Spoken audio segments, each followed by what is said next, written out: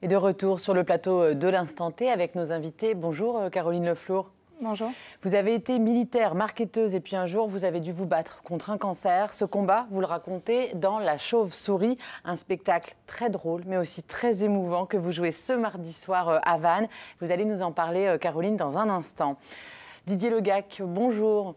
Vous êtes député du Finistère et alors que la transition énergétique est au cœur de tous les débats, vous étiez ce mardi aux Assises de l'économie de la mer qui se déroulent durant 2 jours à Brest.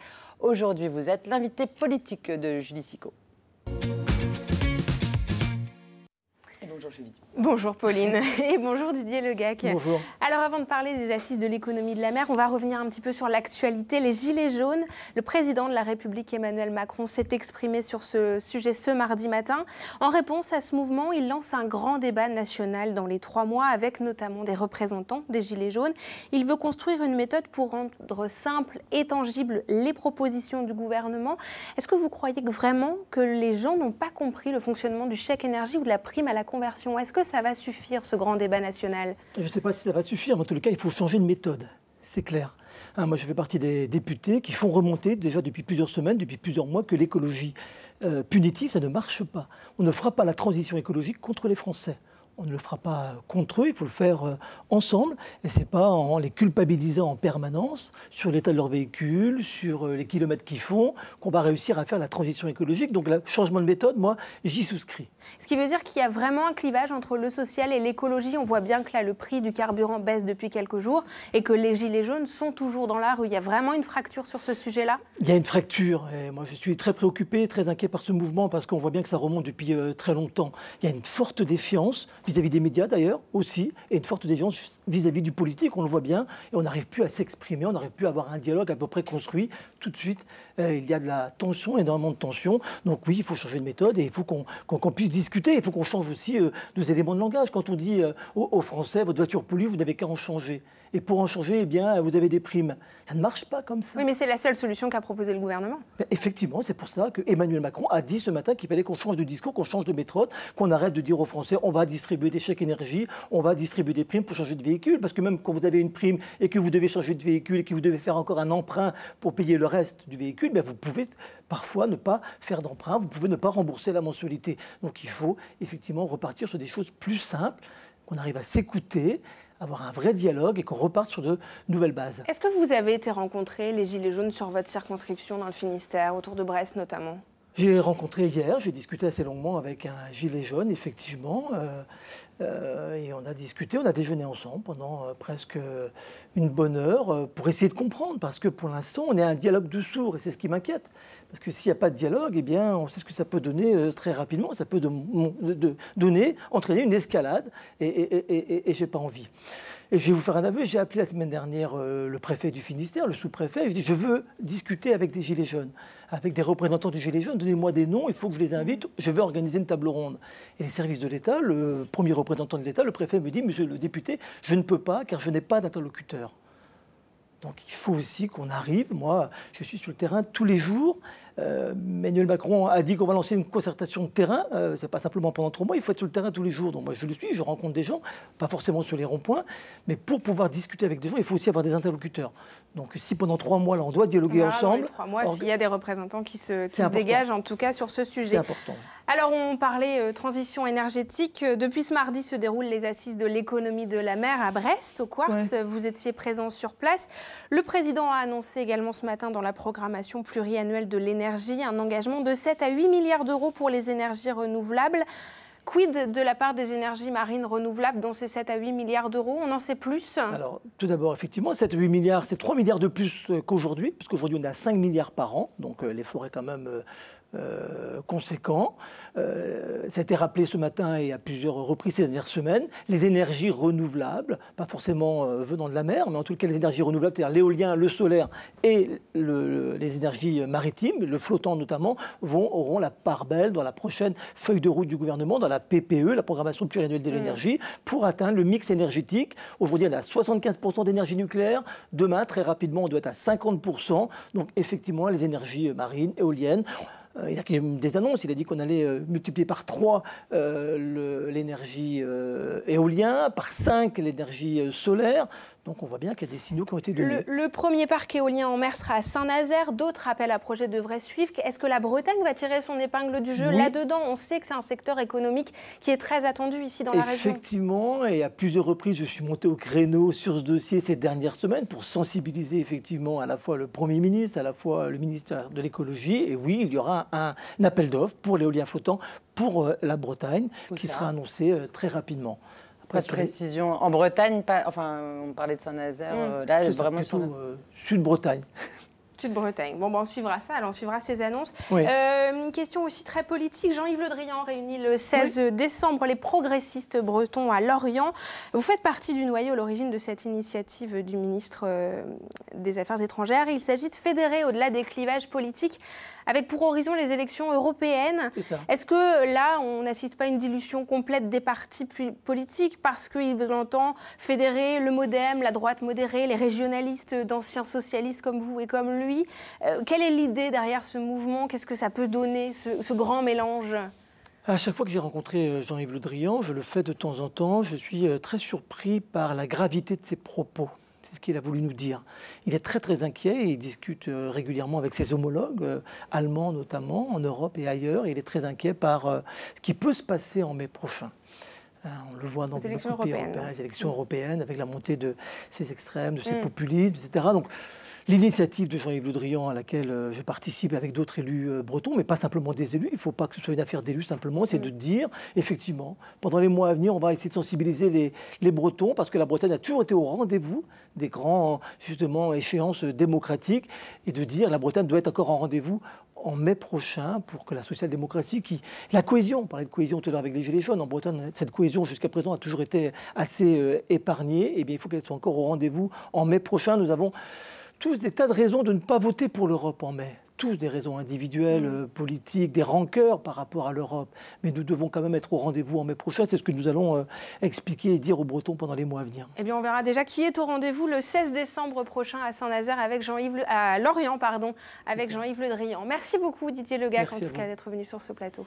Merci Julie. Allez, on change de sujet avec notre invitée Caroline Le Flour qui interprète ce mardi soir même à Vannes son spectacle La Chauve-souris. Caroline, vous avez choisi de faire de votre combat contre le cancer un spectacle humoristique et ça fonctionne. Vous êtes originaire de Ploie, vous avez été militaire, puis marketeuse, burn-outée comme vous aimez à le préciser. Et puis un jour, le cancer vous tombe dessus. Caroline, vous pouvez nous préciser un petit peu le contexte? Ça arrive à un moment où vous travaillez dur, vous êtes... Oui, j'ai été militaire plus jeune. Ensuite, j'ai décidé de reprendre mes études. Donc, j'étais chasseur alpin, donc c'est pas commun pour une jeune femme de 19 ans. Ensuite, j'ai repris mes études, j'ai décidé de passer des diplômes et je suis devenue marketeuse. Donc, je travaillais dans le marketing, ce que je fais toujours d'ailleurs aujourd'hui. Et effectivement, le burn-out est arrivé nonchalamment dans ma vie. Donc burn-outé, ce qui a amené des problèmes de santé et plus ou moins indirectement le cancer par la suite. À quel moment l'humour vous est apparu comme une arme pour affronter cette maladie? Tout de suite, en fait. Quand j'ai su contre quoi j'allais devoir me battre, j'ai tout de suite décidé d'en rire. C'est un réflexe, un mécanisme de défense. Déjà là, chez vous, vous êtes quelqu'un qui avait l'humour de base, oui. J'ai l'humour facile. Et donc voilà, je me suis servi de ça. Ça a été une force. J'ai découvert cette ressource-là au moment où j'ai su que j'allais me battre contre un cancer. J'ai ri de tout ce qui arrivait, et parce qu'on se retrouve dans des situations assez lunaires. Du fait de l'annonce, du fait des traitements, etc. Et des réactions de la famille, des amis. Enfin, voilà, il y a des choses qui sont peuvent être maladroites et qui sont, quoi qu'il en soit, lunaires, parce que difficiles à accepter. Donc parfois, oui, on se retrouve dans des situations et j'ai préféré en tirer un aspect comique plutôt que de pleurer sur mon sort. On va regarder tout de suite la bande-annonce, un extrait de la bande-annonce de votre spectacle, La Chauve-souris. Merci. Donc 9 mois de chimio et puis si tout va bien, on n'en reparle plus. Enfin, je veux dire, on ne vous revoit plus, quoi. Enfin, je veux dire, c'est terminé. Enfin, je veux dire, vous vous en sortez, quoi.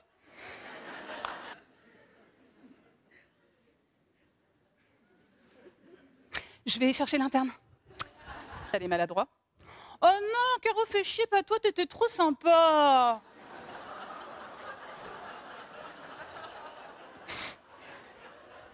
Alors ça, c'est intéressant parce que ça voudrait dire qu'il y a des gens qui méritent plus de mourir que d'autres.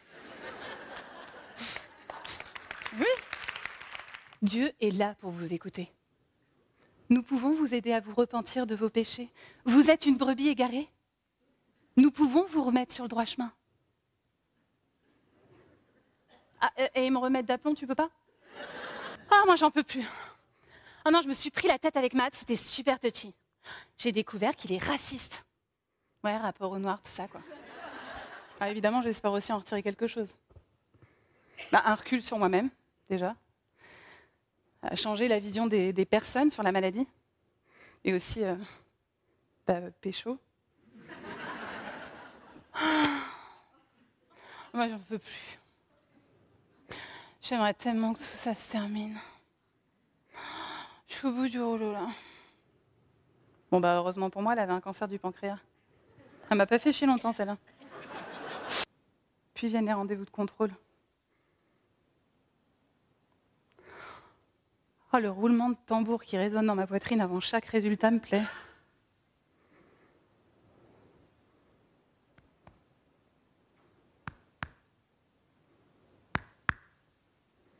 Il me rappelle que je suis vivante.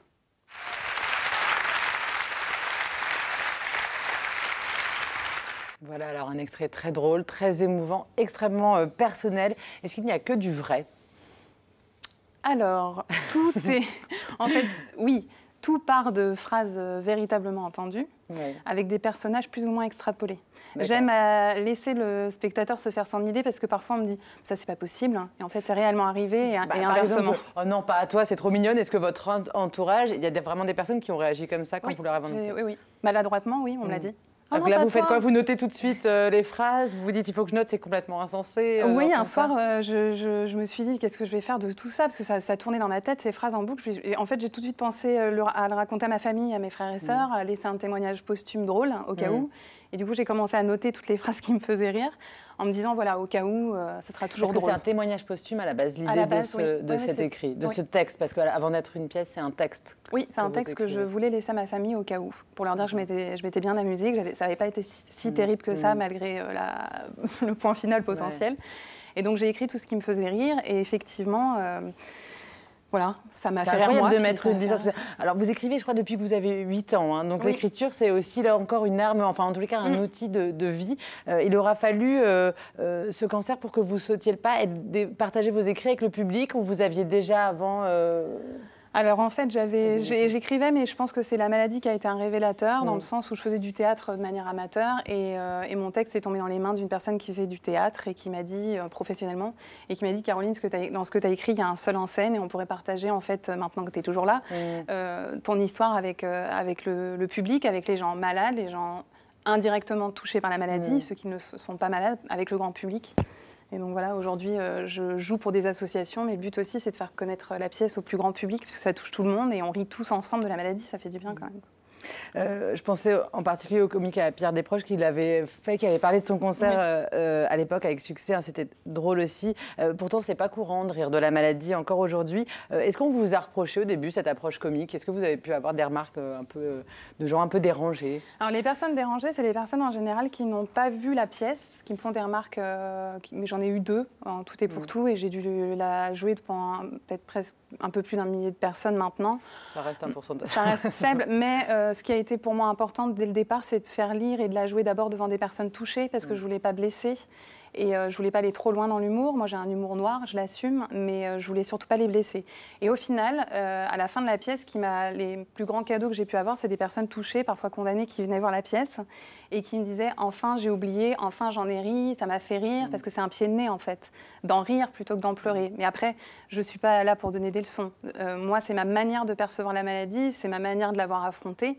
Mais chacun, c'est un rapport qu'on a très intime à soi. Donc, voilà, c'est pas une leçon. Chacun l'affronte différemment. Voilà, exactement. Vous dites à un moment, on vous entend dans le spectacle dire vouloir changer le regard sur la maladie. Bon, après, ça part en blague. Mais en tous les cas, cette phrase est là. Et c'est quoi le regard pour vous que les gens ont sur le cancer aujourd'hui? Qu'il faut changer? C'est quoi Alors en fait, le regard face à la maladie, c'est parce que je pense que c'est de mon point de vue, quand on est malade, il s'agit de sa propre mort, donc c'est anxiogène. De mon point de vue, c'est plus le regard qu'on peut avoir en tant qu'accompagnant face à nos réactions, face à un malade. On peut être maladroit, c'est pas grave. C'est le seul message que je pourrais donner, c'est en rire ensemble plutôt que de se cristalliser à dire qu'est-ce que je vais lui dire, je vais pas la voir. Je vais la voir, c'est pas grave si je suis maladroit parce que l'important c'est d'être là. Enfin, ça serait peut-être la seule chose. Il y a des gens, vous avez l'impression qu'ils n'osent pas aller voir les malades, qui se coupent par peur d'être maladroit? Oui, en tout cas, c'est ce qui m'est arrivé moi personnellement. Et pour les malades, effectivement, et aujourd'hui, j'ai des témoignages de personnes qui m'écrivent en me disant, depuis que j'ai vu la chauve-souris, mon personnage c'est R2D2, c'est mon porte-poche à perfusion, je l'appelle comme ça parce que ça me fait rire. Du coup, ça amène de l'humour à ce qui est compliqué à vivre. Donc, c'est pas forcément, c'est en rire, parce qu'évidemment, être malade, c'est pas drôle et on vit des choses très difficiles, mais c'est se dire, voilà, dans tout ça, si on peut en rire, ça amène de l'énergie positive et puis ça permet de dédramatiser et de passer peut-être plus facilement certaines situations compliquées. Après les spectacles, vous prenez un temps pour discuter un peu. Il y a une demande des gens aussi, j'imagine. Oui, il doit y avoir énormément de questions. Oui, en général, je descends de scène et les gens viennent et on discute un bon moment. Oui, on organise même des réunions de parole autour du dépistage, autour de la résilience et ça donne parfois des exemples et ça inspire. Donc c'est ça qui est bien. Comment vous allez aujourd'hui? J'aurais pu commencer par ça. Moi, je suis guérie, tamponnée depuis fin de l'année dernière, donc tout va bien. Ouais. Et ce qui me tient à cœur dans ce projet-là, c'est effectivement comme je ne savais pas, mais j'ai été surprise, le spectacle fait rire. Je l'ai proposé timidement au début parce que la Ligue contre le cancer est venue me demander de la proposer lors d'un festival, d'un congrès international du cancer. Depuis, elle fonctionne de bouche à oreille. Donc voilà, je me dis, c'est le public, finalement, et les réactions du public qui me donnent envie d'y croire et de continuer. Donc voilà. Et est-ce qu'il reste encore dans les carnets des choses à dire ou est-ce que le prochain spectacle, s'il y en a un autre, sera sur autre chose? La porte est ouverte finalement. Alors, je ne parle pas de mes FIV, de mon parcours pour devenir maman. J'ai un petit paquet de dossiers aussi là-dessus. Donc il y a ça, il y a le burn-out aussi qu'on peut creuser un petit peu plus. Quoi. Mais là, le focus est sur le cancer. Merci. C'est autre chose. Ouais, il y a toujours merci beaucoup en tous les cas, Caroline Lefour. Je rappelle que vous jouez ce soir à Vannes à 20h. Et on suit toutes vos actus via notre site web. Allez, tout de suite, on passe à l'Instant Plus.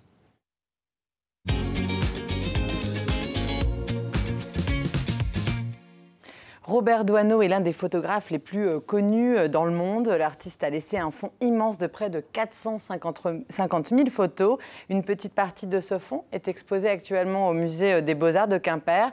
Entre clichés connus et collections sur la Bretagne, visite de l'exposition avec Francine Droudy, la fille de Robert Doisneau. Le baiser de l'hôtel de ville, Les Frères, le général de Gaulle sur les Champs-Élysées, autant de best-sellers captés par l'appareil de Robert Doisneau. 140 photos du photographe disparu en 1994 sont exposées au musée des Beaux-Arts de Quimper jusqu'au mois d'avril. La fille de Robert Doisneau, Francine Droudy, a fait le déplacement de Paris pour découvrir l'exposition sur l'œuvre de son père. Le visiteur peut découvrir les clichés les plus connus, même si certains sont restés longtemps dans les cartons, comme le fameux baiser de l'hôtel de ville, édité en poster dans les années 80 à 400 000 exemplaires, 30 ans après la fameuse pose des amoureux. Mon père a d'ailleurs hésité un petit peu pour donner l'autorisation parce qu'il trouvait la photo pas extraordinaire. Il disait, bon, oui, c'est une photo sympathique, mais enfin, bon, oui, Et puis, finalement, après un petit peu d'hésitation, elle a dit, pourquoi pas. Le poster est sorti et là, ça a été complètement extraordinaire. Il a été acheté à des centaines d'exemplaires immédiatement. Enfin, ça a été quelque chose qui a dépassé complètement et le photographe et l'éditeur de poster. Mais il est bien certain que si cette photo n'avait pas existé, je ne serais pas là aujourd'hui pour présenter une exposition monographique de cette importance. En 60 ans, Robert Doisneau a photographié de nombreux personnages marquants du XXe siècle. Exemple, Picasso, le facétieux. Quimper oblige, l'expo Doisneau propose aussi un œil sur la Bretagne, entre tradition et modernité. Le photographe est venu à plusieurs reprises dans la région pour des commandes, mais aussi des vacances en famille dans le Morbihan. Et là, il ne pouvait s'empêcher de travailler. La Bretagne, avec lui, moi j'en ai le souvenir, quand j'ai 10 ans peut-être, on est en vacances à Pénétin. Il a vite été faire un tour avec sa voiture un petit peu plus loin et il a découvert à la Turballe des pêcheurs de sardines qui ont accepté de le faire monter à bord et puis il est allé faire des sorties en mer avec eux et il les a photographiés, très bien photographiés. On voit que là, ça l'intéresse beaucoup plus que la vie de plage. Ces clichés, à partir des années 30, témoignent d'une région en transition entre coiffe traditionnelle et structuration d'une agriculture intensive. Il n'avait pas de lien particulier avec la Bretagne. C'était une région qui l'intéressait, mais où il est allé très tôt, puisqu'il y a des photos de 1935 quand même. Donc il y a eu quand même un vif intérêt pour la Bretagne. Mais c'était des photos de commandes. Je regrette maintenant de ne pas l'avoir fait assez parler d'ailleurs de ces commandes-là parce qu'on en sait très très peu de choses. L'appareil photo était le prolongement de sa main et donc même en vacances, l'appareil photo était au bout de sa main. Enfin, plus surprenante, la dernière partie, tout en couleur, lève le voile sur un reportage auprès des plus riches, les retraités de Palm Springs en Californie. Doisneau y met en scène la vieillesse dorée américaine, en couleur, bien loin de la banlieue française, en noir et blanc. Voilà une expo à découvrir jusqu'au 22 avril au musée des Beaux-Arts de Quimper. Merci beaucoup à tous les trois d'être venus sur le plateau de l'Instant T aujourd'hui. Dans un instant, vous retrouvez toute l'actu des sorties en salle avec votre magazine cinéma. Demain, même heure, rendez-vous pour un nouvel Instant T. D'ici là, passez une très belle soirée en Bretagne. Kenavo.